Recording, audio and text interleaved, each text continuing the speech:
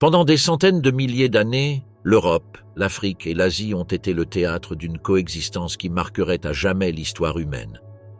Sur une même planète glacée et hostile, deux espèces marchaient debout, chassaient avec intelligence, s'occupaient de leurs enfants et regardèrent le feu avec un mélange de peur et d'émerveillement. Les Néandertaliens et les Homo sapiens. Les Néandertaliens étaient apparus en Europe il y a plus de 400 000 ans, descendants d'une branche séparée des anciens hominidés qui avaient migré depuis l'Afrique. Leur corps était plus robuste et compact, adapté au froid, thorax large, membres courts, grande force musculaire et un crâne allongé abritant un cerveau même plus grand que celui de l'homme moderne. Leur visage projeté, avec des arcs sourciliers proéminents et une mâchoire puissante, leur donnait une apparence redoutable, mais sous cette anatomie primitive battait un esprit capable de fabriquer des outils, d'utiliser des pigments et d'enterrer leurs morts. Pendant ce temps, en Afrique, les Homo sapiens évoluaient vers une forme anatomiquement moderne. Avec des corps plus élancés, une plus grande résistance à la chaleur et une capacité pulmonaire optimisée pour de longues marches et chasses, ils développaient un avantage décisif, la complexité symbolique. Ils dessinaient, chantaient, ornaient leur corps et transmettaient des connaissances à travers le langage articulé. Leur monde ne se limitait pas au tangible, ils étaient déjà capables d'imaginer l'invisible. Les Néandertaliens dominaient les forêts froides et les cavernes européennes. Les sapiens prospéraient sous le soleil africain. Mais les deux partageaient un même ennemi, le climat. Pendant les longues glaciations, les écosystèmes changeaient brutalement. Les rivières gelaient, les troupeaux migraient et la chasse se faisait rare.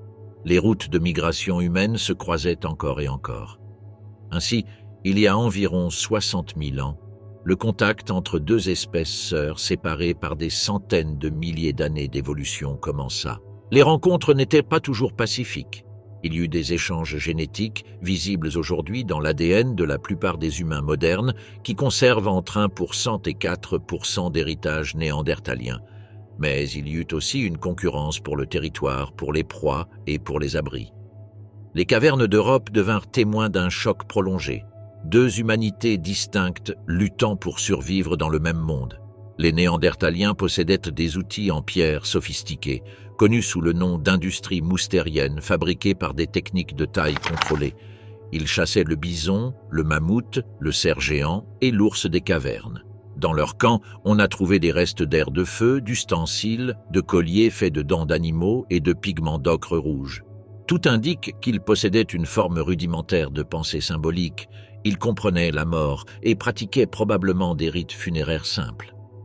Les sapiens, en revanche, ne faisaient pas que survivre, ils créaient de la culture. À leur arrivée en Europe, ils laissèrent des traces indiscutables dans des cavernes comme Chauvet, Altamira et Lascaux, où ils représentaient la vie animale avec précision et émotion. Leur imagination leur permettait de construire des mythes, de rassembler des groupes plus larges et de coopérer de manière que les Néandertaliens n'atteignirent jamais. Cette capacité de pensée collective fut, en fin de compte, leur arme la plus puissante. Cependant, la distance entre les deux espèces n'était pas aussi abyssale que l'on l'a longtemps cru. Les preuves génétiques démontrent qu'elles se sont croisées fréquemment, qu'elles ont partagé des technologies et, dans certains cas, coexisté dans les mêmes régions pendant des générations entières. La frontière entre le « nous » et le « eux » était aussi floue que la ligne entre le besoin et la violence. Dans les gisements d'El Sidro en Asturies, de Krapina en Croatie ou de la Chapelle aux Saints en France, les restes néandertaliens témoignent d'une vie intense et brutale. Les corps présentent d'anciennes fractures qui ont cicatrisé, signe de soins mutuels. Certaines dents usées par l'usage d'outils dans la bouche, des os avec des marques de coupe précises et des objets décoratifs révèlent une pensée plus profonde que ce que l'on croyait. En revanche, les restes les plus anciens d'Homo sapiens en Afrique, comme ceux d'Homo kibish ou de Herto, montrent déjà des visages familiers, mentons prononcés, crânes arrondis et organisations sociales plus complexes. Les deux espèces étaient chasseuses, cueilleuses et profondément dépendantes du groupe. Cependant, lorsque l'environnement commença à se détériorer, la solidarité devint sélective. Les groupes isolés devaient décider qui mangeait et qui ne mangeait pas. L'empathie, si nécessaire à la coopération, se transforma en un outil pragmatique. Elle ne servait qu'au sein du clan. À l'extérieur, l'autre était une concurrence. De cette frontière morale naquirent les premières ombres de ce que nous appelons aujourd'hui la violence intraspécifique. Dans les profondeurs des grottes, les archéologues ont trouvé des restes humains démembrés aux côtés d'os d'animaux, tous deux présentant des traces identiques de décharnement.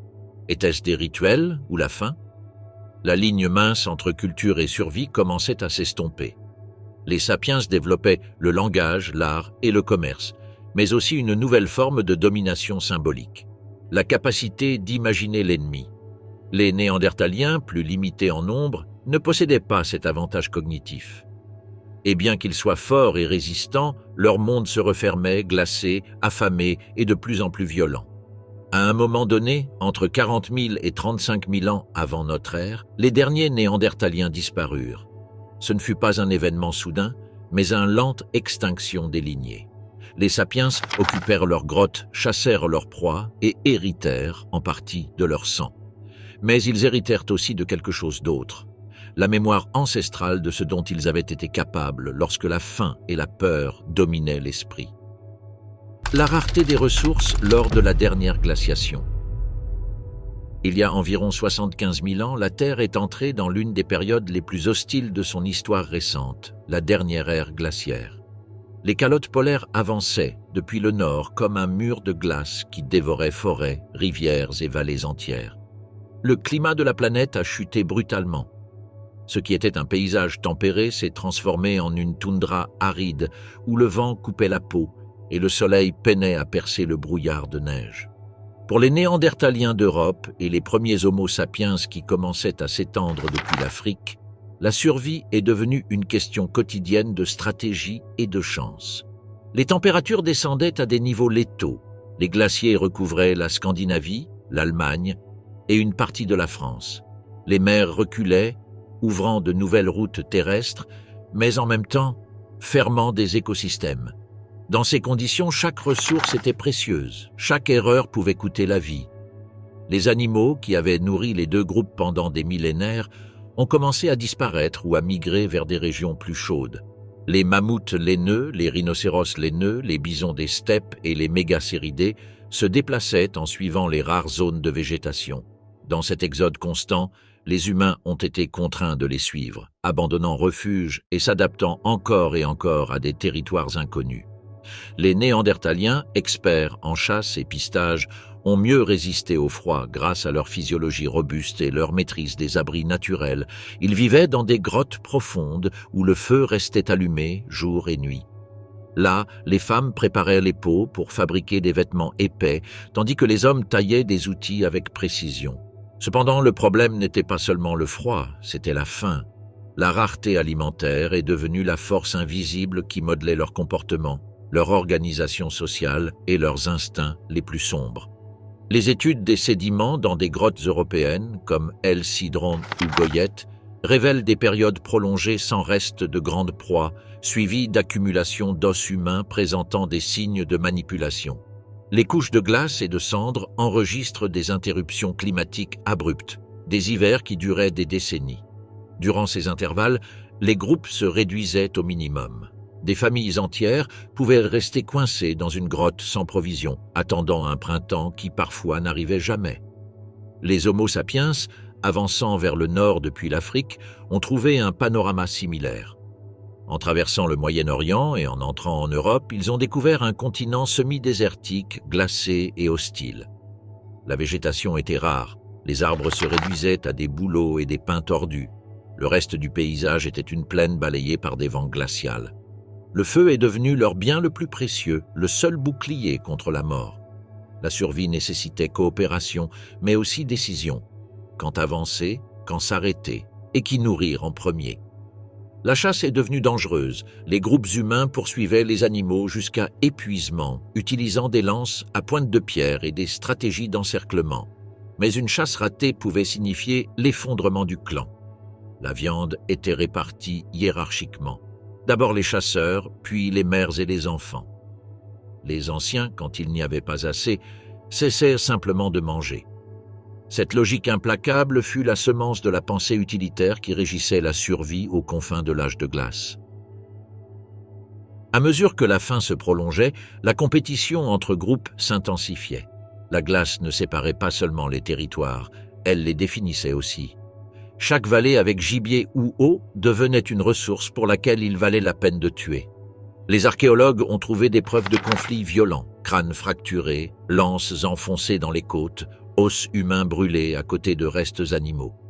La violence, qui en temps d'abondance était exceptionnelle, est devenue un outil de contrôle territorial. Dans ce contexte extrême, les lignes morales ont commencé à se brouiller. Lorsqu'un membre du groupe mourait, son corps n'était pas toujours enterré. Dans certains sites, les os montrent des coupures fines et des fractures intentionnelles pour extraire la moelle, riche en graisse. En l'absence de proie, le corps humain est devenu une réserve ultime d'énergie. Ce n'était pas encore un acte symbolique ni nécessairement rituel, c'était de la pure survie. Manger le défunt signifiait qu'au moins quelques-uns vivraient un jour de plus. Les études d'isotopes d'azote sur les os néandertaliens confirment un régime presque exclusivement carnivore. Ils dépendaient tellement de la viande que, lorsque les proies migraient, ils n'avaient aucune alternative. Les sapiens, en revanche, ont montré une plus grande flexibilité. Ils récoltèrent des racines, des noix et des coquillages quand il y en avait. Cette différence dans le régime alimentaire, qui représentait une capacité d'adaptation à de nouveaux contextes, serait l'une des clés qui déterminerait le destin des deux espèces. Mais même les sapiens ont subi les conséquences du climat. En Afrique, les sécheresses ont réduit les rivières et transformé des régions entières en déserts. Les groupes humains se sont concentrés dans quelques refuges, comme les côtes du Sud, où ils ont survécu en mangeant ce que la mer offrait. De cette rareté surgirait quelque chose d'inattendu, la coopération à grande échelle. Contrairement aux Néandertaliens, les sapiens ont créé des réseaux d'échange, partagé des informations et établi des alliances. Le besoin ne les a pas isolés, il les a unis. Les Néandertaliens, pour leur part, continuaient à résister avec ténacité. Leur communauté était petite, fermée et endogamique. Lorsque la faim les frappait, ils dépendaient uniquement des leurs. Cette structure leur donnait de la cohésion, mais aussi de la fragilité. Une simple épidémie, un hiver sans chasse ou la perte d'un chef pouvait condamner tout le groupe. La glace dictait les règles et l'être humain, quelle que soit son espèce, devait s'adapter ou disparaître. Dans ce paysage désolé, les gestes de compassion et les actes de violence se confondaient.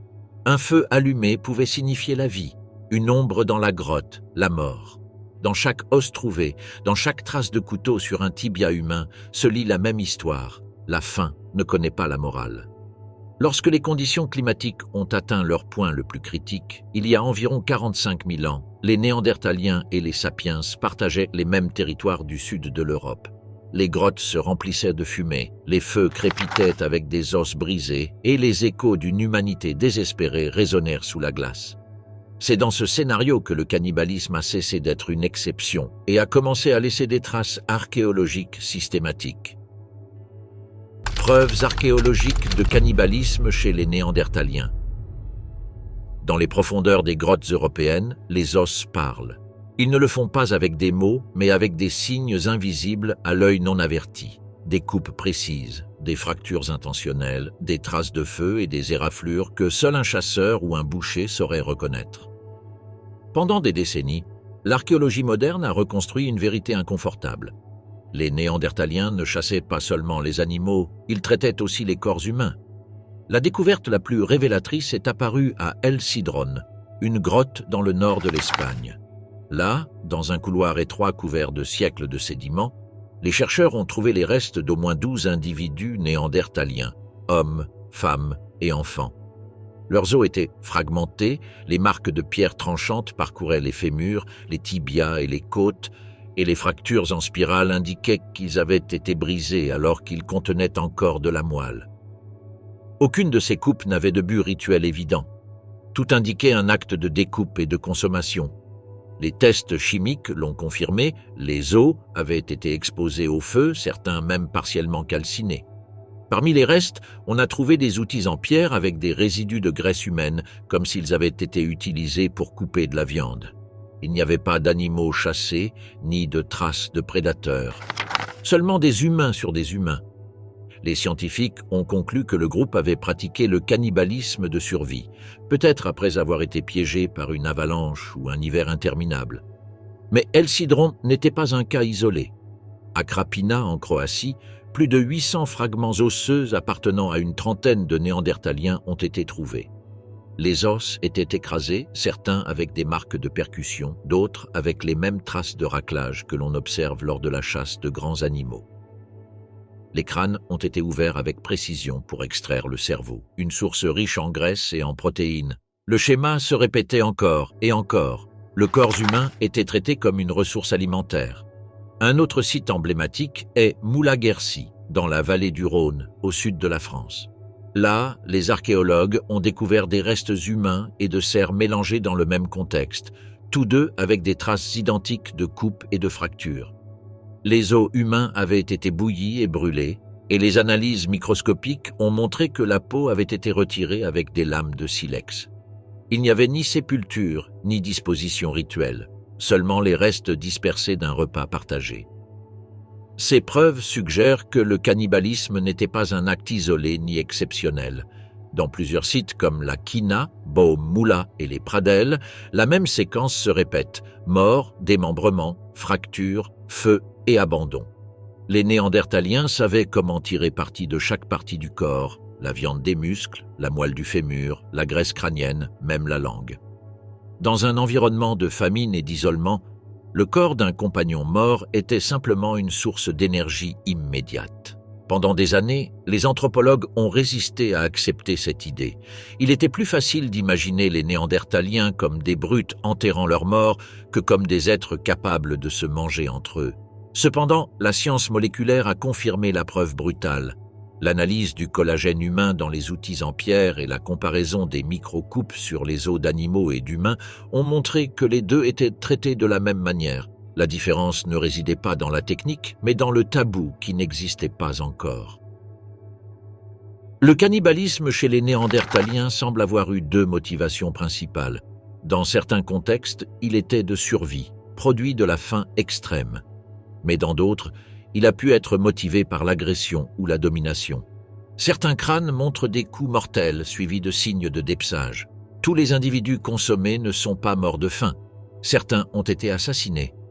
Dans des grottes, comme Goyette, en Belgique, les fractures des crânes suggèrent des violences entre groupes. Les os ont été traités avec une froideur méthodique, coupés, cuits, brisés et empilés. Il n'y avait pas de cruauté gratuite dans ces gestes. Pour eux, le corps était matière, chair qui pouvait nourrir ou symboliser le pouvoir. La ligne qui sépare le besoin de l'intention se perd dans l'obscurité des grottes. Peut-être que le cannibalisme était, dans certains cas, une façon de s'approprier l'ennemi, d'absorber sa force ou de l'éliminer complètement du monde physique. L'archéologie ne peut entendre leurs paroles, mais leurs outils et eaux témoignent d'une pensée plus complexe que la simple faim. Les chercheurs ont également détecté un schéma temporel. Les preuves de cannibalisme augmentent en coïncidant avec les périodes climatiques les plus sévères, comme les stadiales glaciaires, lorsque les ressources se faisaient rares et que les populations se fragmentaient. Plus l'environnement devenait froid et aride, plus les indices de consommation humaine étaient fréquents. Dans ces moments critiques, les normes sociales s'effondraient et la survie effaçait toute notion d'identité ou de parenté. Il est révélateur que même sur les sites où il existe des enterrements formels, comme la Ferracie ou Chanidar, des restes cannibalisés aient été trouvés dans des couches géologiques proches. Cela suggère que les deux comportements coexistaient, le respect et la consommation, le deuil et le besoin. Les Néandertaliens pouvaient enterrer un enfant avec des fleurs et, à un autre moment, dévorer un adulte mort de faim. Ils étaient humains à tous égards, capables d'empathie et d'horreur. L'image traditionnelle du bon sauvage est brisée face à la preuve. Les marques microscopiques sur les os parlent avec une précision chirurgicale. Chaque trait, chaque fracture raconte une histoire de survie extrême. Les Néandertaliens connaissaient l'anatomie humaine parce qu'ils l'avaient apprise par l'expérience directe. Ils savaient où couper, où casser, quelle partie nourrissait le plus. Ils le faisaient avec la même technique qu'ils utilisaient pour écorcher un cerf ou un ours. Et pourtant, ils n'étaient pas des monstres. Ils étaient les enfants d'un monde qui ne pardonnait pas la faiblesse.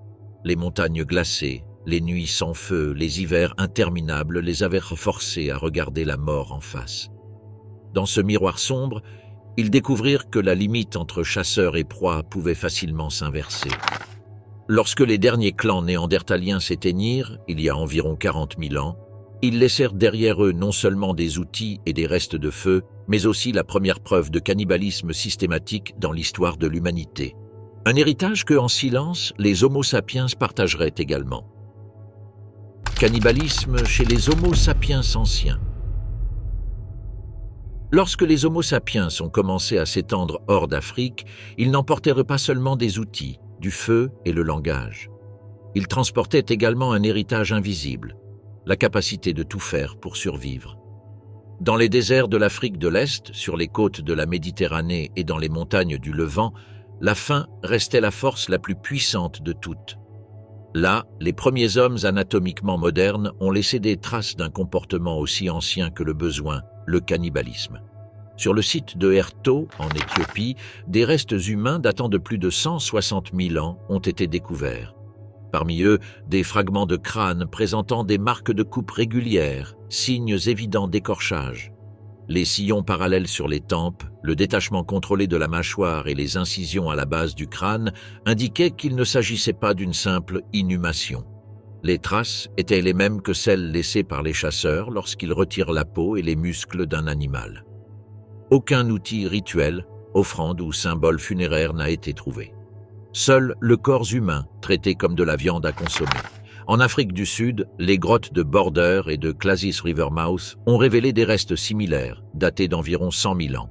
Mâchoires humaines fracturées, os longs brisés pour en extraire la moelle, et crânes ouverts à la base, comme pour les antilopes.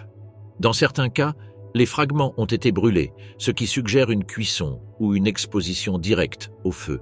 Les analyses microscopiques ont montré que les incisions avaient été faites avec des lames de pierre fines et contrôlées.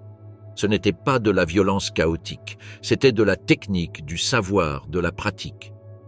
Les archéologues s'accordent à dire que ces découvertes ne représentent pas des actes rituels, mais un cannibalisme de survie.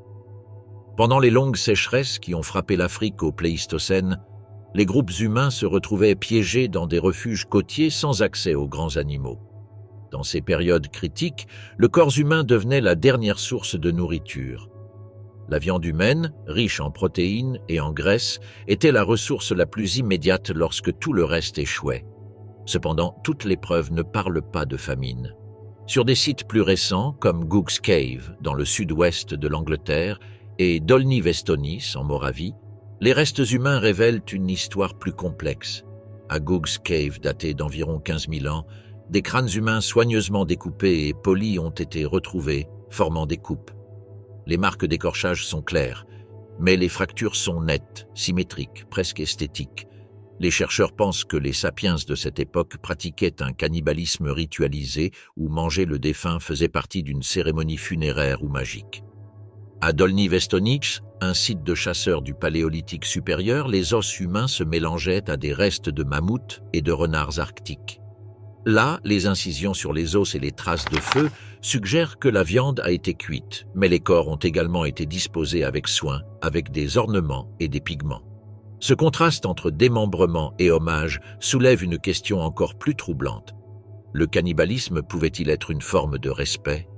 Les anthropologues proposent que, pour certains groupes de sapiens, manger le défunt signifiait le conserver.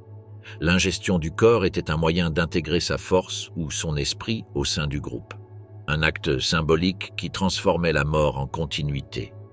Dans ce contexte, le cannibalisme n'était pas un crime, mais un lien. Les preuves les plus solides de cette interprétation proviennent de régions comme la Papouasie-Nouvelle-Guinée ou l'Amazonie, où des pratiques similaires ont survécu jusqu'à des temps récents avec un sens rituel ou spirituel. Mais la preuve la plus perturbante se trouve en Europe de l'Est. À Mladec, dans l'actuelle République tchèque, et à Predmostie, des restes humains présentant des traces de coupes identiques à celles utilisées pour le traitement des animaux ont été trouvés. Sur certains os, les marques se concentrent sur les zones les plus nutritives, cuisses, bras et dos. Sur d'autres, les os sont fracturés en spirale, signe d'extraction de la moelle. Aucun signe d'inhumation. Le feu, la fracture et l'abandon furent le destin final de ces corps. Contrairement aux Néandertaliens, les sapiens possédaient un langage symbolique, de l'art et une religion. Pourtant, lors des périodes d'effondrement environnemental, leur comportement devenait identique. L'intelligence ne les sauvait pas de la faim, elle les rendait seulement plus efficaces dans l'horreur. Le cannibalisme est devenu une réponse humaine universelle, une possibilité qui dormait dans l'esprit de chaque communauté lorsque la nature retirait ses faveurs. Dans la grotte de Goug, en plus des crânes transformés en bols, les archéologues ont trouvé des os d'enfants et de femmes présentant des signes de cuisson, aux côtés de ceux d'animaux. Les fractures des côtes et des fémurs sont identiques à celles provoquées en frappant un os frais pour en extraire la graisse. Les restes ont été dispersés, comme s'ils avaient été jetés dans un feu communautaire. Il n'y a pas de preuve de violence préalable. Tout suggère que les corps appartenaient aux membres du même groupe, morts de cause naturelle ou accidentelle, consommés ensuite par nécessité ou par foi. En Afrique, en Europe et en Asie, les traces se répètent avec des motifs presque identiques. Peu importe la région ou le climat, là où la faim dominait, le corps humain faisait partie de la chaîne trophique. Ce qui change, c'est l'intention. Parfois pure survie, parfois symbolisme. Mais dans les deux cas, la frontière entre l'animal et l'humain s'effaçait. L'analyse des restes de la grotte de Goug a révélé quelque chose de plus. Les coupures sur les os du visage, surtout autour des yeux et de la bouche, n'avaient aucune valeur alimentaire. C'étaient des incisions précises et répétées, peut-être dans le cadre d'une cérémonie. Certains scientifiques pensent qu'il s'agissait d'un acte destiné à effacer l'identité du mort, une manière de le ramener à l'impersonnel, de le transformer en nourriture sans culpabilité. Le cannibalisme, en ce sens, ne satisfaisait pas seulement le corps, mais aussi l'esprit. Le feu était le dernier juge. Dans beaucoup de ces grottes, les os humains apparaissent noircis, calcinés, fragmentés en petits morceaux mélangés à des cendres et des pierres brisées. Ces hommes et femmes savaient parfaitement ce qu'ils faisaient. Ils maîtrisaient le feu, connaissaient l'anatomie et savaient que la chair humaine contenait assez d'énergie pour survivre un jour de plus. Le cannibalisme comme stratégie de survie. Aux confins du Pléistocène, lorsque la glace recouvrait l'Europe et que le soleil touchait à peine la terre, la survie a cessé d'être un choix. Chaque jour était une bataille contre le froid, la faim et l'obscurité. Dans ce monde sans certitude, le cannibalisme a cessé d'être un acte exceptionnel pour devenir, à certains moments, une stratégie de vie. Les groupes humains, tant néandertaliens qu'homo sapiens, vivaient au bord de l'effondrement biologique. Les famines ne duraient pas des semaines, mais des saisons entières. Les glaciers bloquaient les routes, les troupeaux migraient vers le sud et les vallées restaient désertes. Lorsque les chasseurs revenaient sans proie, les feux s'éteignaient lentement et le silence emplissait les grottes. La faim n'était pas seulement physique, c'était une présence qui rongeait l'esprit, qui déformait les valeurs et transformait le corps de l'autre en un objet de désir et de peur. Dans les restes archéologiques d'Europe centrale et occidentale, la preuve est claire. Les marques de coupe sur les os humains se répètent selon un schéma constant: démembrement, dépouillement, fracture, feu. Dans certains cas, les corps ont été désarticulés avec une précision anatomique. Les extrémités étaient séparées, la moelle extraite, les muscles cuits. Tout indique une organisation méthodique de la consommation humaine. Il ne s'agissait pas d'impulsions incontrôlées, mais d'un savoir accumulé. Dans des grottes comme les Pradelles, en France, ou Baume-Moulaguercy, les archéologues ont découvert quelque chose d'inquiétant. Les os humains présentaient les mêmes signes de traitement que ceux des rennes et bisons chassés. Les techniques étaient identiques. Ces groupes ne faisaient pas de distinction entre la viande humaine et animale lorsque la survie était en jeu. Dans les foyers de pierre, près du feu, les restes calcinés d'hommes, de femmes et d'enfants coexistaient avec les os de cerfs et de loups. La faim, en devenant collective, annulait le tabou avant même qu'il n'existe. Dans un environnement sans loi ni religion, la morale était une construction récente et fragile. Manger un mort pouvait signifier que le clan survive un jour de plus. Les décisions étaient cruelles, mais rationnelles. Un corps humain adulte pouvait fournir suffisamment d'énergie pour nourrir une famille pendant une semaine. La graisse crânienne, la moelle des os longs, le foie et le cœur étaient les parties les plus précieuses. Certaines découvertes suggèrent même une certaine logistique. À El Sidron, Les chercheurs ont remarqué que les corps ont été systématiquement démembrés et les restes organisés près des zones de feu. Le processus suivait un ordre, d'abord le dépouillement, puis la fracture des os, et enfin la cuisson partielle. Les crânes, dans de nombreux cas, ont été ouverts avec précision pour accéder au cerveau. Il n'y a aucun signe de violence rituelle, seulement de l'efficacité. Pour les groupes isolés dans les grottes, la mort ne signifiait pas la fin du lien social. Les morts pouvaient continuer à aider les vivants. Dans certains contextes, les archéologues interprètent que les corps ont été consommés après la mort naturelle, sans meurtre préalable. C'était une décision collective, non un acte de cruauté. Le corps du compagnon se transformait en subsistance et sa mort acquérait un sens fonctionnel. Le sacrifice pour la survie du groupe, Dans des temps plus récents, les parallèles sont inévitables. Les famines documentées dans l'histoire, comme celle du siège de Leningrad ou des Andes en 1972, montrent que le cerveau humain réagit de la même manière sous une pression extrême.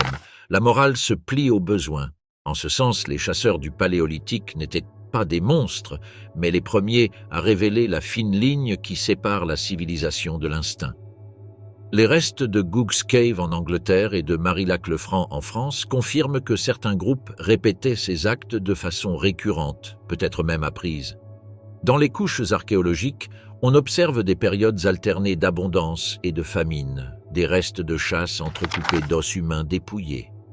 Il n'y a aucun indice d'effondrement social ou de déplacement.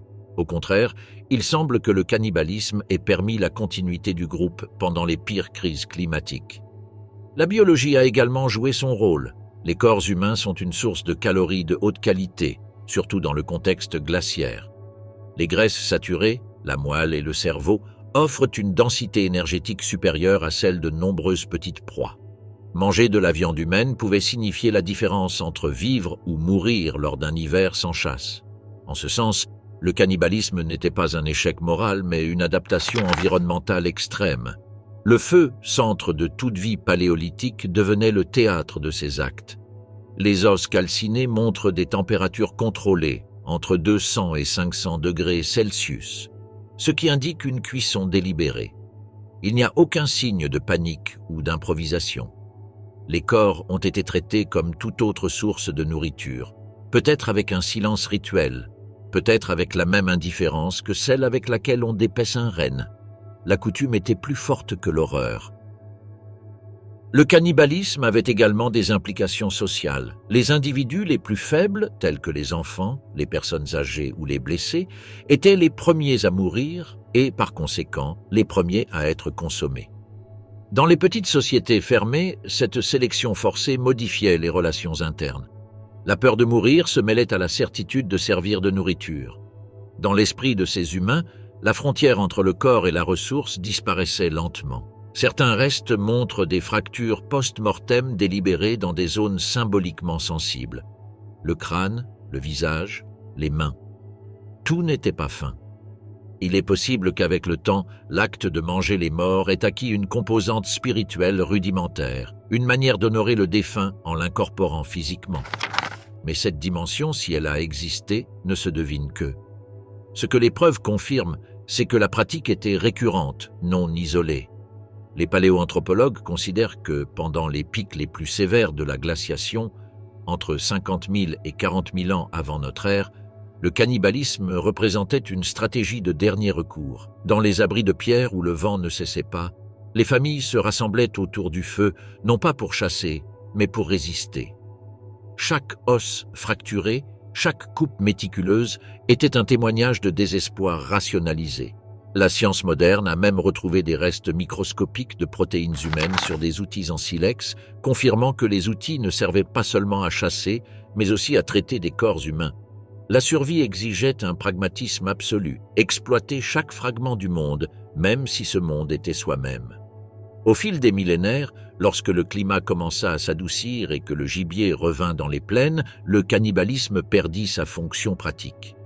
Mais son empreinte resta gravée dans la mémoire collective.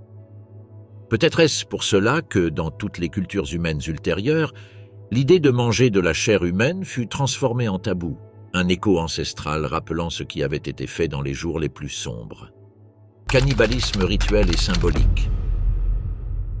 Lorsque la nature a commencé à offrir un répit et que la faim ne dictait plus chaque acte, quelque chose a changé dans l'esprit humain. Le feu continuait de brûler dans les grottes, mais la peur s'est transformée en croyance. Au lieu de dévorer par nécessité, les hommes ont commencé à manger pour signification. C'est ainsi que le cannibalisme rituel est né, un phénomène où la chair humaine a cessé d'être seulement un aliment et est devenue un symbole de pouvoir, de foi ou de communion. Les premières traces de ce changement apparaissent à la fin du Paléolithique supérieur, lorsque les Homo sapiens maîtrisaient déjà le langage, l'art et la mort. Dans les grottes de Goug, les crânes sculptés en forme de bol n'étaient pas de simples improvisations alimentaires. Les fractures sont régulières, les surfaces polies, les bords soigneusement lissés. Chaque geste reflète une intention.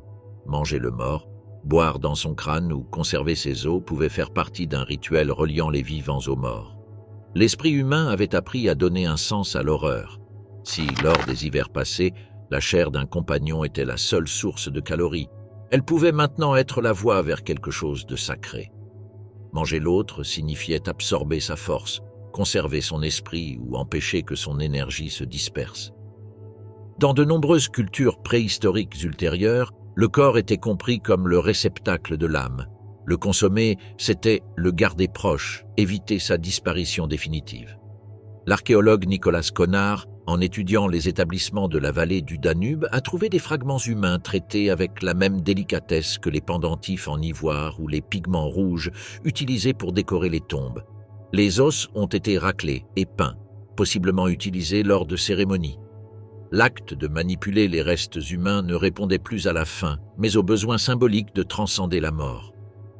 Dans certaines régions de l'Afrique du Nord et du Levant, les sépultures précoces montrent une pratique particulière. Les corps étaient exhumés quelque temps après avoir été enterrés, décharnés et réorganisés.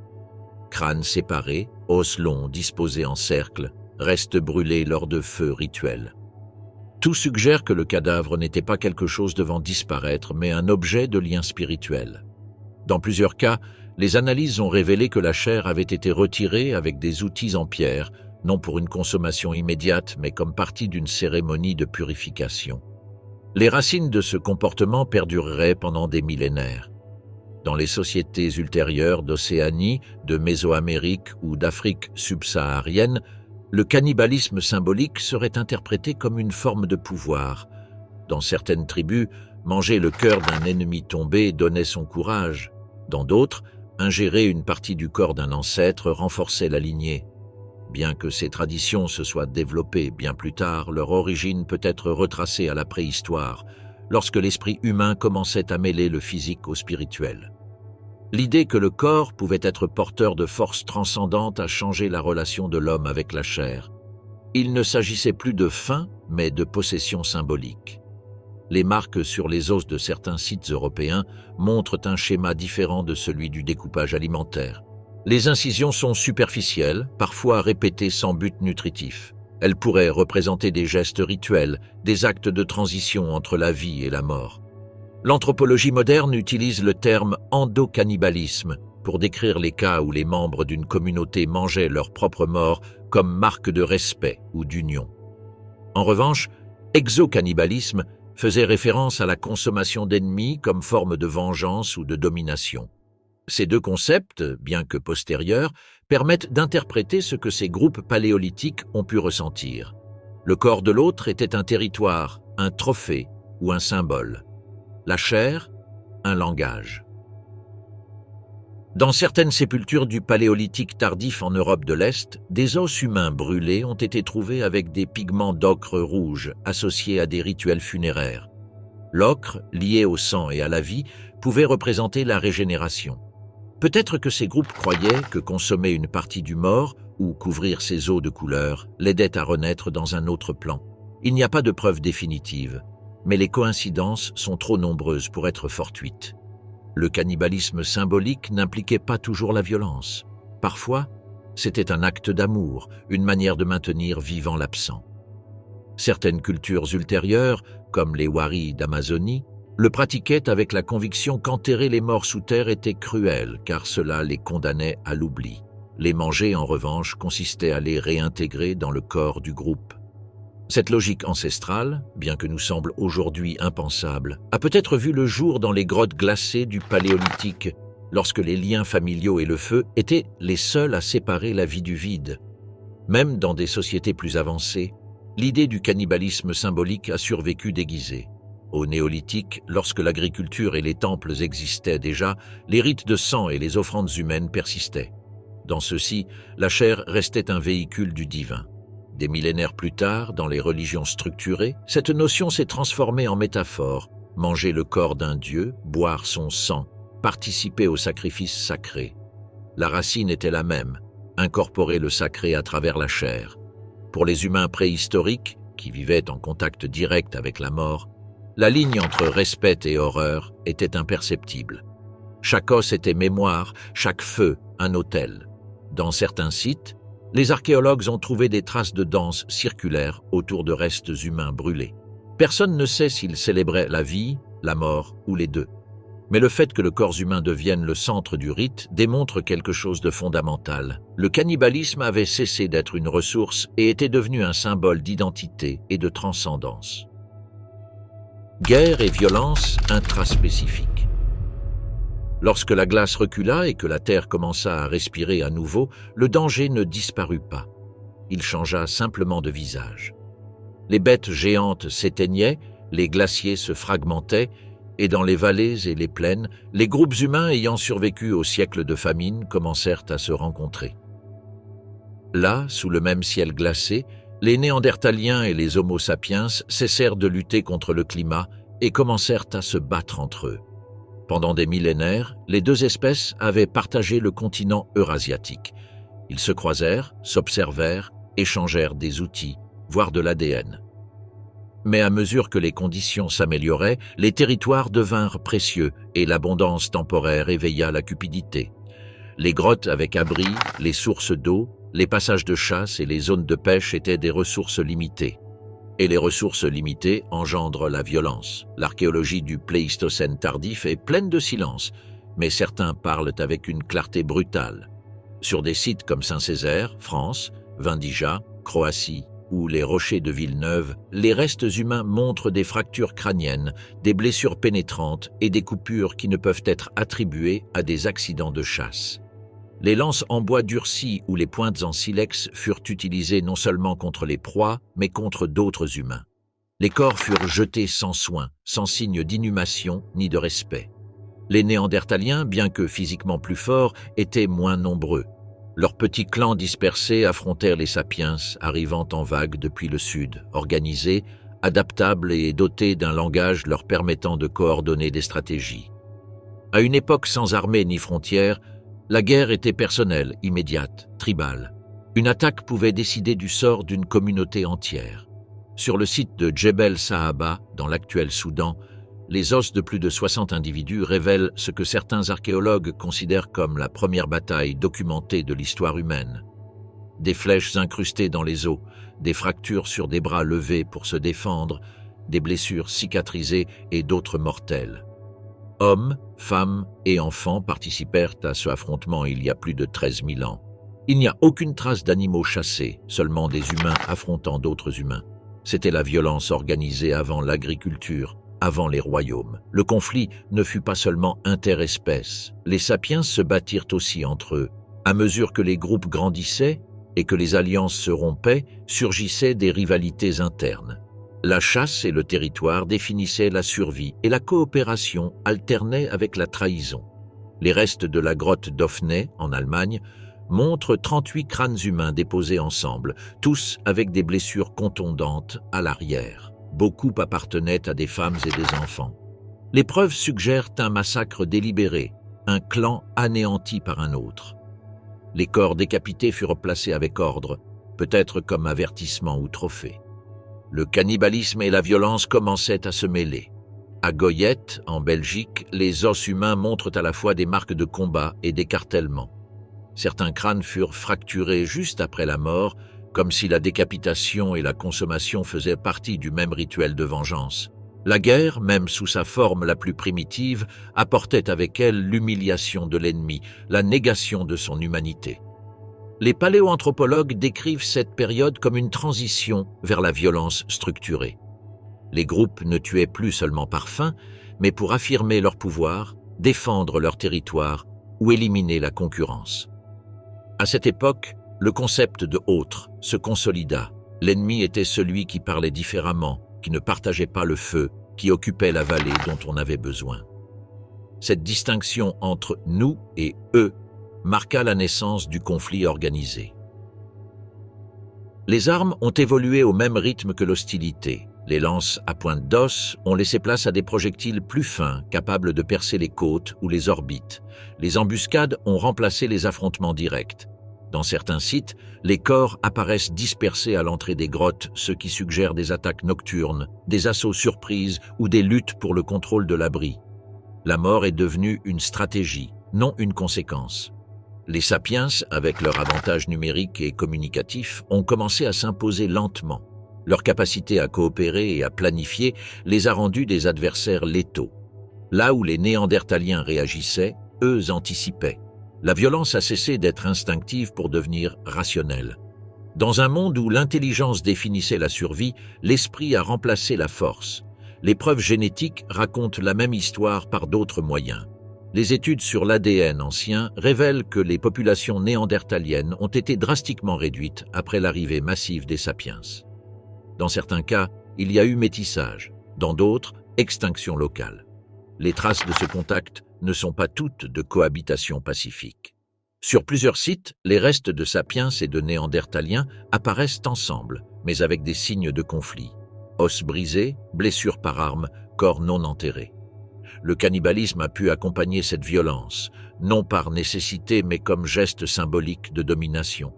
Manger l'ennemi était l'acte final de la victoire, l'éliminer du monde physique et absorber sa force. Dans ce contexte, la chair est devenue trophée et le feu, scène de pouvoir. La guerre, sous sa forme la plus primitive, était aussi immédiate que brutale. Il n'y avait ni armée, ni chef, ni honneur, seulement survie et territoire. Mais dans cette spirale de sang et de peur, l'humanité a commencé à se reconnaître comme espèce dominante. L'ennemi servait à définir le groupe, à renforcer l'identité, à rappeler que seuls les mieux adaptés prévalent. À la fin du Pléistocène, les Néandertaliens ont disparu. Les Homo sapiens ont occupé leurs grottes, chassé leurs proies et hérité de leur monde. Ce qui avait commencé comme une compétition pour les ressources s'est terminé comme un remplacement évolutif, une guerre silencieuse qui s'est prolongée sur des milliers d'années. Aucune grande bataille n'a marqué la fin. Seulement une succession de conflits, famines et déplacements qui ont effacé une espèce entière. Compétition ou extermination? La chute finale du Néandertal. Il y a environ 40 000 ans, l'Europe était un mosaïque de glace, de forêts et de vallées grises sous des cieux de plomb. Dans ce paysage extrême, s'est produit l'un des dénouements les plus marquants de l'histoire humaine, l'extinction des Néandertaliens. Pendant plus de 300 000 ans, ils avaient résisté aux glaciations, aux sécheresses et aux catastrophes naturelles. Mais l'arrivée des Homo sapiens marqua le début de leur fin.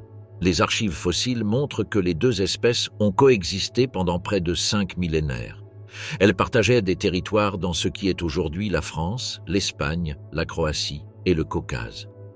Dans certains endroits, comme le sud-ouest de l'Europe, elles vivaient si proches qu'elles devaient sentir la fumée des feux des autres.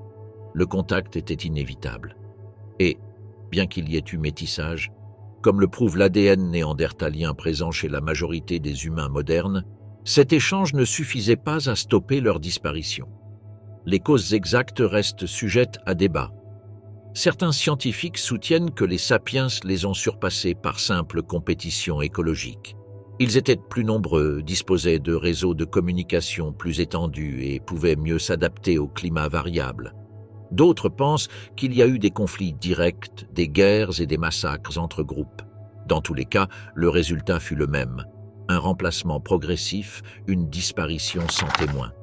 Les Néandertaliens possédaient des compétences sophistiquées. Ils chassaient en groupe, fabriquaient des outils complexes, maîtrisaient le feu et possédaient probablement un langage rudimentaire. Mais les sapiens avaient quelque chose de différent. La capacité d'imaginer collectivement, de coordonner des actions à grande échelle et de planifier au-delà du quotidien.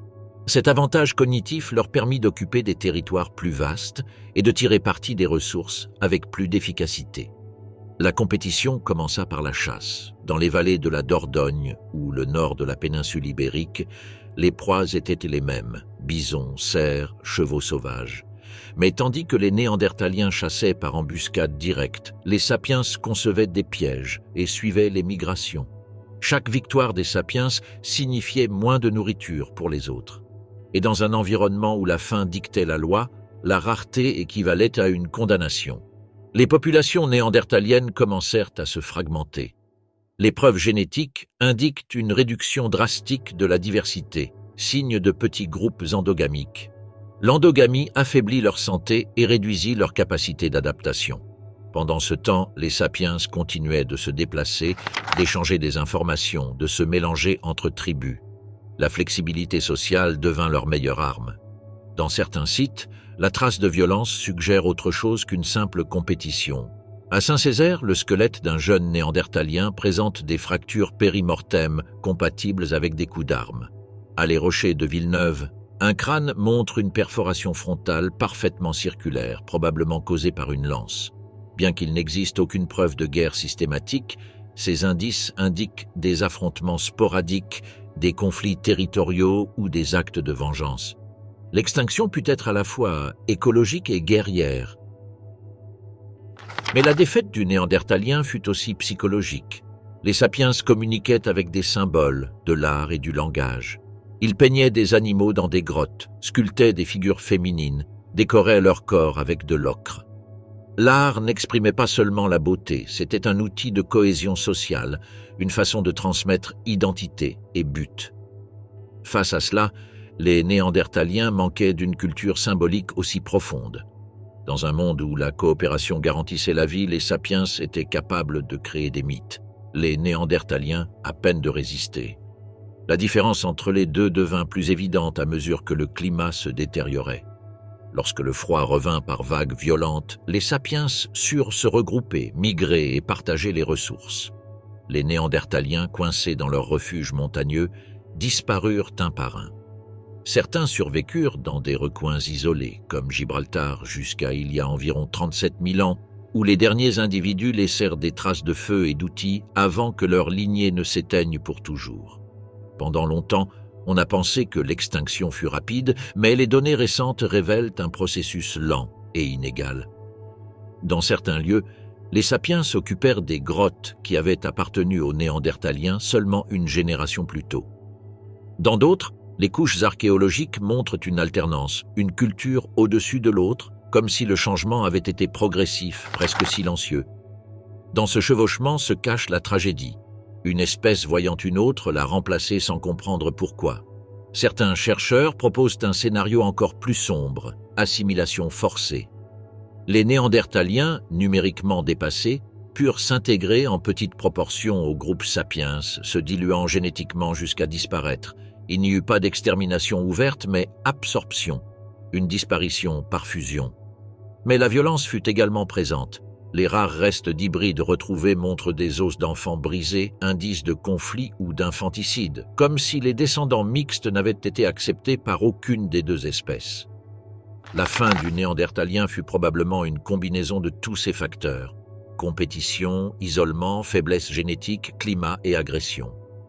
Une série de petites défaites accumulées jusqu'à l'oubli.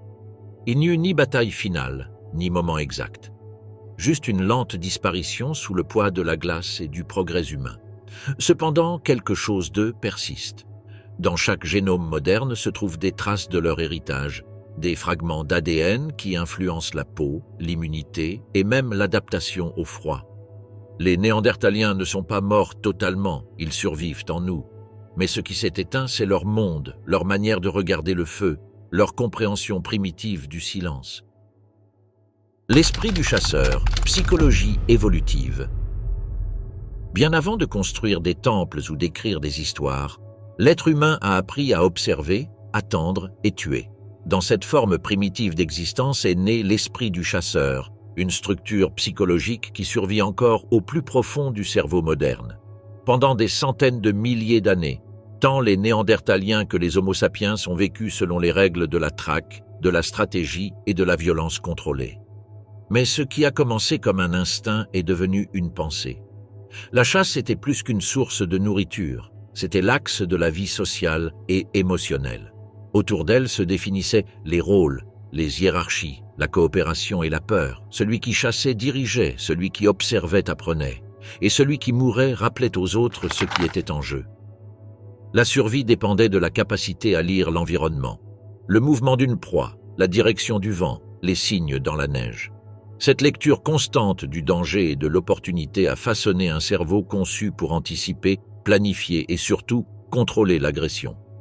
La psychologie évolutive décrit ce processus comme l'origine de la pensée stratégique.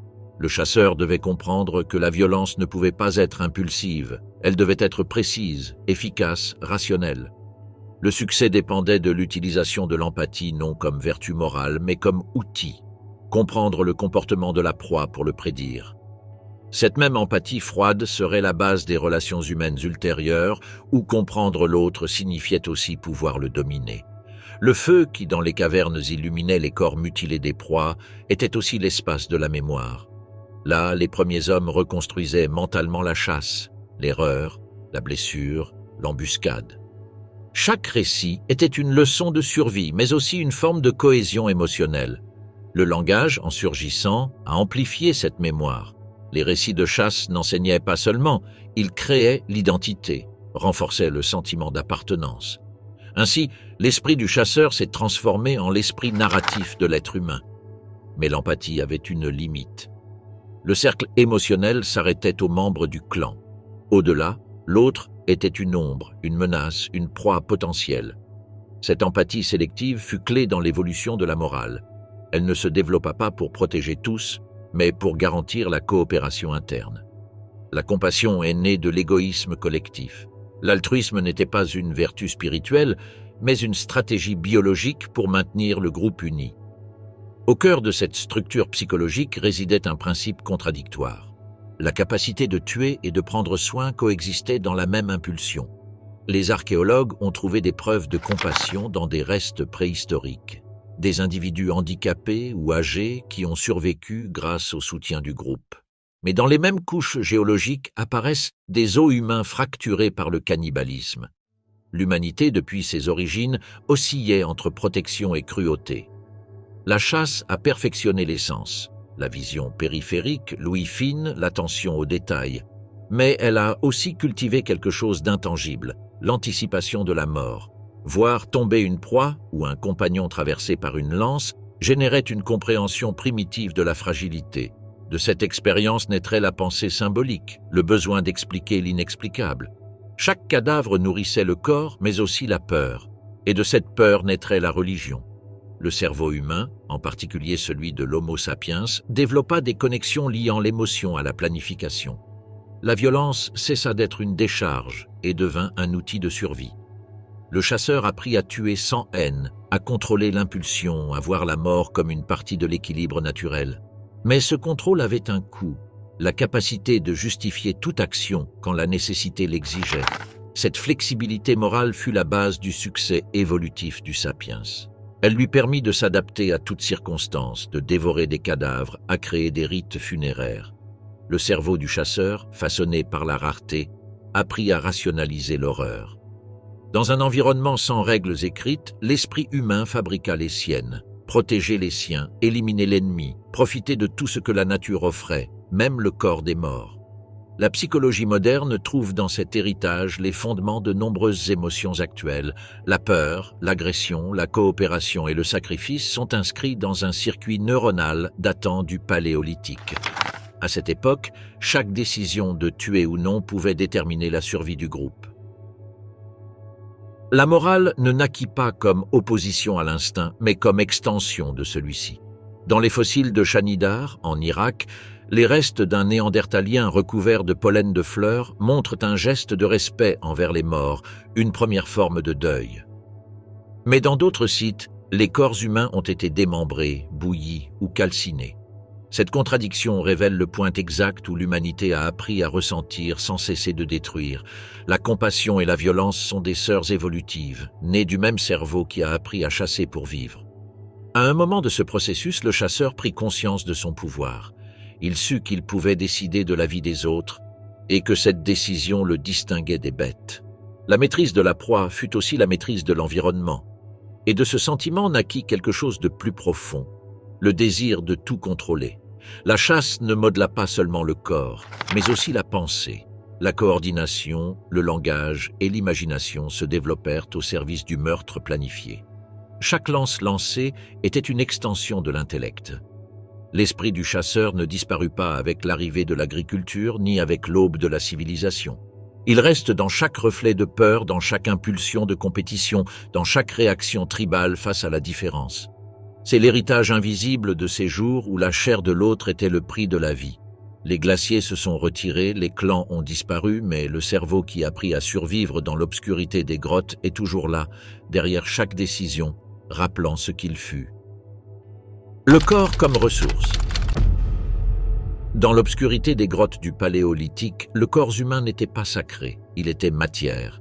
Lorsque la mort survenait, que ce soit par faim, froid ou violence, le cadavre ne devenait pas toujours un souvenir, mais une ressource. La chair, la graisse, la moelle, les tendons et les os étaient des matières premières pour survivre. Dans un monde où chaque fibre pouvait être utile, le corps humain faisait partie du cycle naturel, nourriture, outils, abri. Les restes archéologiques révèlent ce pragmatisme avec une crudité qui dérange encore. Sur des sites comme El Cidrón en Espagne ou Moulaguercy en France, les os humains ne montrent pas seulement des traces de dépouillement. Certains ont été polis et aiguisés pour fabriquer des poinçons ou des grattoirs. Les fémurs et tibias, de par leur densité, sont devenus des instruments de coupe, les côtes, des lames improvisées. Dans certains cas, les vertèbres ont été utilisées comme pendentifs ou pièces décoratives. Ce n'était pas une transgression, c'était une nécessité. Dans un environnement sans métaux ni bois abondant, l'os humain était simplement un matériau de plus. Le corps servait même après la mort. La graisse corporelle, riche en énergie, était utilisée comme combustible rudimentaire. Dans certains sites, on a trouvé des pierres noircies et des résidus gras compatibles avec le tissu humain. La graisse, mélangée à des fibres végétales, pouvait alimenter de petites flammes qui maintenaient la vie durant les longues nuits de l'hiver glaciaire. Dans cette économie de la survie, rien n'était gaspillé. Les tendons et les peaux avaient aussi de la valeur. Les tendons secs étaient résistants, élastiques, et servaient de cordes pour attacher des lances ou relier des pointes de pierre. La peau humaine, bien que fragile, pouvait être utilisée comme revêtement temporaire ou comme bandage. Les traces de coupes fines sur des zones non nutritives du corps, comme les poignets ou les chevilles, suggèrent une extraction systématique des tissus mous. Ces actes n'étaient pas brutaux de leur point de vue. À une époque où le corps n'était qu'une partie de l'environnement, les morts étaient rendus au cycle de la vie. La notion de profanation n'existait pas. La mort était une continuité. Manger, brûler ou transformer le corps en outil n'était pas un manque de respect, mais une forme de permanence. Certaines découvertes suggèrent même une hiérarchie pratique. Les corps jeunes et sains étaient les plus exploités. Leur chair contenait plus de protéines, leurs os plus de moelle. Les anciens, en revanche, étaient enterrés ou abandonnés. Dans certains groupes, les enfants étaient traités avec un soin ambigu, enterrés avec des symboles ou, en période de crise, consommés en premier. Le corps humain est ainsi devenu un indicateur de valeur énergétique. Les archéologues de Goug's Cave ont trouvé une preuve particulièrement troublante. Certains os humains, en plus d'avoir été cuits, présentent des signes d'affûtage intentionnel. Ils ont été transformés en outils utilisés ensuite pour traiter d'autres corps. L'acte de fabriquer des ustensiles avec des os humains pour ensuite les utiliser sur d'autres humains décrit un niveau de pragmatisme extrême, où la distinction entre personne et matière se dissout complètement. Les crânes, quant à eux, avaient de multiples usages. Dans des contextes de cannibalisme rituel, ils ont été transformés en récipients. Mais ils pouvaient aussi servir de contenant fonctionnel, bol pour l'eau ou la graisse. Dans certains cas, les bords ont été adoucis pour éviter les coupures, un détail technique qui démontre connaissance et intention. Les mains et les pieds, plus fragiles, se conservent rarement. Ils étaient probablement consommés entiers, os compris. Cette utilisation totale du corps reflète un esprit adapté aux extrêmes. Au Paléolithique, la vie dépendait de la capacité à extraire de l'utilité de tout ce qui était disponible. La frontière entre l'humain et le naturel était inexistante. Le corps n'était pas un symbole, c'était une matière vivante qui, même morte, servait le groupe. Cette vision pratique et détachée de la chair anticipe la pensée technique qui, des siècles plus tard, permettrait de fabriquer armes, outils ou vêtements à partir de n'importe quelle source possible. Les études des isotopes d'azote dans les os préhistoriques montrent que les humains avaient un régime carnivore presque exclusif, similaire à celui des loups ou des lions. Dans ce contexte, la chair humaine n'était pas tabou, mais un substitut. Si le corps d'un renne ou d'un mammouth fournissait nourriture et matériaux, le corps humain faisait de même. C'était la même chair, le même os, seulement plus proche. Avec le temps, le corps a acquis une double valeur, énergétique et symbolique. Les os des morts, suspendus dans les abris ou disposés près du feu, servaient de rappel tangible de la continuité du groupe. Dans certains sites, les crânes ont été peints à l'ocre ou posés sur des pierres plates, comme s'ils conservaient une présence vivante. L'utilité se mêlait à la mémoire. Manger, utiliser ou exposer le corps de l'autre était une forme d'affirmation. Le clan survivait grâce à ses propres membres. Dans cette utilisation intégrale du corps humain se trouve la racine de la pensée la plus ancienne de l'humanité, l'acceptation du cycle total. Il n'y avait pas de différence entre ce qui mourait et ce qui naissait, entre ce qui se mangeait et ce qui était. Le cadavre était la dernière contribution au groupe, la remise finale au feu ou à la bouche des vivants. La civilisation ultérieure effacerait cette logique avec des tabous, religion et moralité. Mais sous les couches de l'histoire, cet état d'esprit persiste. Encore aujourd'hui, dans l'esprit humain, le corps conserve une dimension pratique et symbolique. Il est ressource, il est limite, il est identité. Les hommes du Paléolithique ne savaient pas qu'ils traçaient les bases de la pensée matérialiste et spirituelle à la fois. Ils agissaient simplement, obéissant à la loi la plus ancienne du monde. Rien ne doit se gaspiller, et dans ce principe silencieux, le corps est devenu objet et outil, chair et symbole, vie et ressource. La ligne floue entre nous et eux. À l'aube de l'humanité, lorsque les clans erraient dans les vallées glacées du Pléistocène, le concept de nation ou de tribu n'existait pas. Il existait simplement le groupe, une famille étendue unie par le sang, le feu et la peur. Tout ce qui se trouvait en dehors de ce cercle était inconnu, et l'inconnu était dangereux. C'est ainsi qu'est née la frontière la plus ancienne de la pensée humaine, la séparation entre nous et eux. Cette division n'était ni morale ni idéologique, elle était biologique. Les groupes humains dépendaient de la reconnaissance immédiate, savoir qui partageait la nourriture et qui pouvait vous tuer. L'empathie était un outil de survie, pas une vertu universelle. Les anthropologues l'appellent l'empathie paroissiale, la capacité de ressentir de la compassion seulement pour ceux qui appartiennent au même clan. Pour le reste, le cerveau percevait une menace. Cette limitation cognitive, qui persiste encore aujourd'hui dans la structure émotionnelle humaine, s'est formée pendant les jours de glace. Dans les grottes où le feu brûlait, les visages familiers représentaient la sécurité. Mais une silhouette différente, une langue étrangère ou une peinture inconnue sur la peau suffisait à déclencher la méfiance. Les rencontres entre groupes étaient rarement pacifiques. Parfois, ils échangeaient des outils ou des partenaires. D'autres fois, ils s'observaient à distance jusqu'à ce qu'une lance rompe le silence. L'évolution a façonné un esprit tribal, programmé pour reconnaître l'allié et éliminer l'étranger. Les vestiges trouvés dans des sites comme Jebel Sahaba ou la grotte d'Ofnet témoignent de cette mentalité. Les corps présentent des blessures par arme de jet, des fractures et des décapitations. Il ne s'agissait pas de guerres organisées, mais d'attaques entre communautés partageant la même espèce, la même chair et la même peur. En eux se cache la paradoxe de l'être humain. La violence ne naissait pas de la différence absolue, mais de la ressemblance. Plus ils se ressemblaient, plus ils devenaient dangereux pour eux-mêmes. Les Néandertaliens et les Homo sapiens se sont également affrontés selon cette logique. Tous deux humains, tous deux intelligents, tous deux conscients. Mais le langage, l'art et la coopération plus complexe des sapiens les ont rendus expansifs, tandis que les Néandertaliens restaient enfermés dans leurs petits noyaux familiaux. Pour les sapiens, les autres représentaient une menace pour leur territoire. Pour les Néandertaliens, les nouveaux arrivants étaient des envahisseurs. Aucun ne pouvait concevoir l'autre comme égal. La ligne entre nous et eux se marquait sur les corps.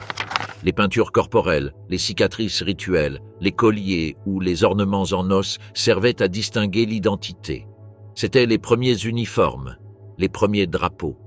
Dans la jungle symbolique du Paléolithique, le corps parlait avant la parole. Et celui qui ne partageait pas ce langage visuel était exclu du groupe, vulnérable au rejet ou à la mort.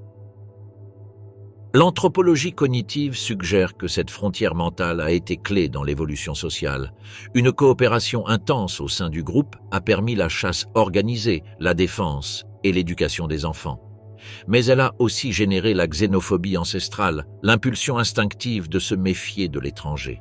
Cette même structure émotionnelle, qui impliquait de défendre les siens et de se méfier des étrangers, a été la base sur laquelle toutes les sociétés ultérieures se sont construites, des clans nomades aux empires. Dans certains sites archéologiques, des restes humains montrent des signes de cannibalisme sélectif. Les os appartiennent à des individus extérieurs au groupe local, reconnaissables par des différences de régime alimentaire ou de morphologie. Il est possible que l'acte de les consommer ne réponde pas seulement à la faim, mais à une affirmation du pouvoir tribal. Manger l'étranger équivalait à éliminer sa menace et à absorber sa force. Ainsi, le cannibalisme est devenu une extension du tribalisme, un geste qui effaçait symboliquement l'altérité. La frontière morale a commencé à se former alors. La mort d'un membre du groupe provoquait le deuil, celle de l'étranger non. Dans le feu du Paléolithique, les sentiments se divisaient entre compassion interne et violence externe. Cette ambiguïté morale fut le fondement de toute éthique future. Les humains apprirent à justifier l'agression au nom de l'appartenance. La violence devenait légitime lorsqu'elle servait le groupe et abominable lorsqu'elle frappait les siens. La découverte de sépultures différenciées renforce cette idée. Certains individus étaient enterrés avec soin, couverts d'ocre et d'ornements, tandis que d'autres étaient abandonnés ou fragmentés. Les archéologues interprètent que cette différence ne dépendait pas seulement de la hiérarchie, mais de l'appartenance. Les étrangers, les ennemis, ceux non reconnus comme « un des nôtres », étaient privés même du droit au repos. L'empathie avait des frontières, et la mort ne les franchissait pas. Le langage, en se développant, a amplifié cette division. Nommer l'autre a été le premier acte d'exclusion. Les mots ont séparé le monde en catégories, alliés, ennemis, étrangers. Chaque terme apportait avec lui une émotion, un mandat, une justification. Les sapiens ont appris qu'il suffisait de prononcer un mot pour transformer un semblable en proie. Le pouvoir symbolique du langage a fait que l'altérité devienne idéologique avant d'être politique. Cette division entre nous et eux n'a pas disparu avec l'extinction du néandertalien. Elle a évolué avec la civilisation. Les mêmes mécanismes cérébraux qui servaient à distinguer les visages familiers dans une grotte restent actifs dans l'esprit moderne, réagissant aux différences de groupe, de culture ou d'apparence. La science moderne le confirme. Le cerveau humain traite l'étranger selon des schémas similaires à ceux utilisés pour percevoir le danger. C'est un héritage direct de cette époque où l'inconnu pouvait signifier la mort. Les hommes du Paléolithique ne savaient pas qu'ils créaient les fondements du conflit social. En défendant les leurs et en attaquant les autres, ils définissaient la structure émotionnelle du futur. Le sentiment d'appartenance, l'identité, la discrimination, la guerre et l'empathie sont nés de cette même racine. Le feu qui réchauffait le groupe servait aussi à brûler l'ennemi. Pourquoi survivons-nous ? Il y a environ 40 000 ans, dans les derniers refuges d'Europe et d'Asie, s'éteignirent les voix qui n'étaient pas les nôtres. Les traces des Néandertaliens, des Dénisoviens et d'autres hominidés s'effaçaient lentement, comme la fumée qui se dissipe dans l'air après le feu. Une seule espèce resta pour se souvenir du silence de toutes les autres, l'Homo sapiens. Sa victoire ne fut ni immédiate ni glorieuse. Ce fut un processus lent, biologique, culturel et psychologique. L'histoire de notre survie ne s'explique pas seulement par la force ou l'intelligence, mais par une somme de facteurs qui, combinés, nous rendirent implacables et adaptables. Le sapiens n'était pas le plus fort, ni le plus grand, ni le plus résistant au froid, mais il était celui qui savait le mieux coopérer, imaginer et transformer son environnement. Les fossiles et l'ADN anciens révèlent que le sapiens possédait un avantage décisif, la diversité génétique. Alors que les Néandertaliens souffraient de l'isolement de petits groupes endogamiques, les sapiens formaient de vastes réseaux reliant des communautés distantes. Ce mélange constant de gènes et de connaissances les protégeait contre les maladies, les mutations et les catastrophes locales. Là où un clan disparaissait, un autre apportait du sang neuf et des outils différents. La survie devint un réseau, pas un refuge. Le langage amplifia ce réseau. Avec des mots, les sapiens pouvaient transmettre instructions, avertissements, histoires. Ce n'était pas seulement une communication, c'était une mémoire collective. Le chasseur pouvait apprendre à l'enfant à traquer des proies qu'il n'avait jamais vues. Le feu devint une école. Les Néandertaliens, bien que capables d'émettre des sons articulés, ne possédaient pas la même complexité symbolique. Leur savoir mourait avec chaque génération. Le nôtre, en revanche, croissait. Cette transmission accéléra l'innovation. En quelques générations, les sapiens inventèrent de nouveaux outils, perfectionnèrent la chasse avec pièges, filets et lances. Ils apprirent à utiliser l'os et l'ivoire, à tisser des fibres, à coudre des peaux. L'art, pour les Néandertaliens sporadiques, devint quotidien. Les parois des grottes se remplirent d'animaux, de mains et de figures. Ces images n'étaient pas de simples décorations, elles étaient des messages visuels, des souvenirs de chasse, des signes d'identité, des symboles d'appartenance. L'art et la religion furent les armes invisibles de l'expansion sapiens. Créer des significations permit de rassembler des communautés plus larges sous une même histoire. La coopération cessa de dépendre du lien de parenté et commença à se fonder sur la croyance partagée. Ce saut cognitif changea tout. Les sapiens pouvaient s'organiser en groupes de centaines, voire de milliers, sans se connaître personnellement. Ce qui les unissait était l'imagination. Et dans un monde de glace et de pénurie, l'imagination fut plus puissante que la force. Ils furent aussi plus efficaces dans la gestion de la peur. Les sapiens développèrent un esprit capable de planifier à long terme, de différer la récompense immédiate pour la survie future. Cette capacité à penser au lendemain leur permit de stocker des aliments, de se déplacer avant l'hiver, de créer des refuges plus solides et de s'adapter à divers climats. Pendant que les Néandertaliens attendaient le retour des proies, les sapiens les suivaient déjà. Les différences se sont accentuées avec le changement climatique. Lorsque les températures ont baissé et que les terres fertiles se sont réduites, les sapiens ont migré à la recherche de nouveaux horizons. Les Néandertaliens, en revanche, sont restés ancrés dans les mêmes territoires. Leur connaissance était locale, leur monde limité. Le sapiens, poussé par la curiosité et l'instinct d'exploration, a traversé montagnes, déserts et mers. Cette agitation a fait de lui l'espèce voyageuse de la planète. Mais la victoire n'était pas seulement extérieure. Dans son esprit, le sapiens avait développé quelque chose qu'aucune autre espèce n'avait atteint, la conscience de soi étendue. Il savait qu'il allait mourir et pourtant il planifiait l'avenir. Cette tension entre la certitude de la mort et le désir de vivre a donné naissance à la pensée symbolique, au mythe, à la religion et à l'éthique. La conscience de la fin a généré la culture, et la culture a garanti la continuité. La coopération entre groupes, l'échange de biens et l'apprentissage social ont créé un réseau de plus en plus dense. Là où les Néandertaliens dépendèrent du hasard, les sapiens dépendèrent des autres. Cette interdépendance fut leur grande force.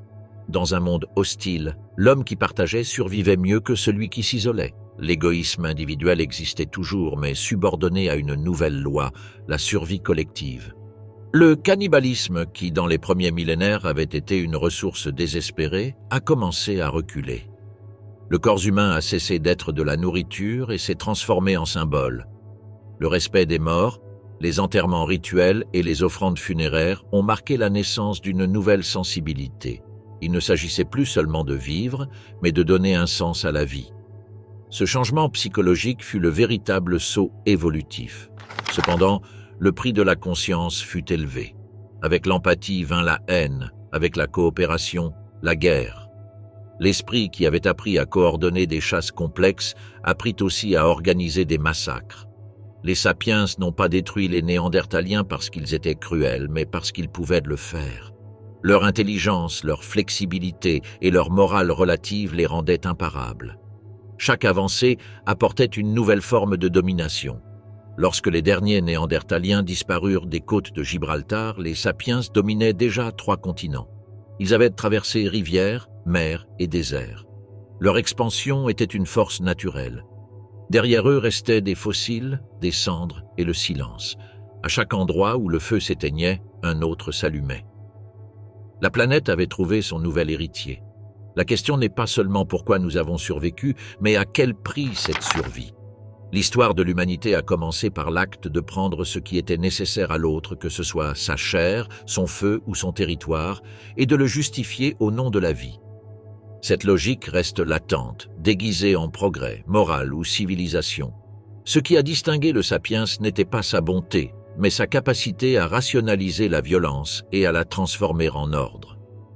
Dans cet équilibre fragile entre empathie et domination, entre coopération et extermination, l'être humain a appris à construire le monde. Les os de ceux qui n'ont pas survécu sont restés sous terre, mais leur ombre demeure en nous, dans nos peurs, dans nos réflexes, dans l'impulsion de diviser le monde entre nous et eux. Et ainsi, dans le vaste silence de la fin du Paléolithique, une seule espèce restait debout, observant le feu et comprenant qu'elle n'avait plus de rivaux. Elle avait conquis la terre, mais elle avait aussi hérité de quelque chose de plus sombre, la certitude que, pour survivre, elle avait parfois dû se dévorer elle-même.